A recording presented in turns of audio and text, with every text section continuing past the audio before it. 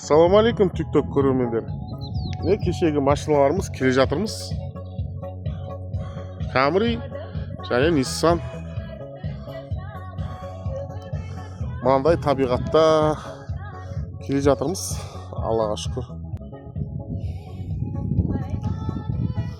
Әдемі да? Достар, осындай қызықты жерлермен өтіп жатырмыз перегонымызда. Қазір біздер Калмыкия деген Ресей Федерациясында жүрміз. Мына жақтың табиғатының кереметтілігін сөзбен айтып жеткізу мүмкін емес кәдімгі. Қараңдар.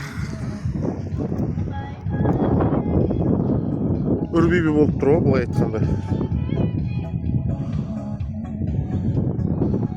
Достар, осылай перегонымыз өсе қызықты болып өтеді біздердің.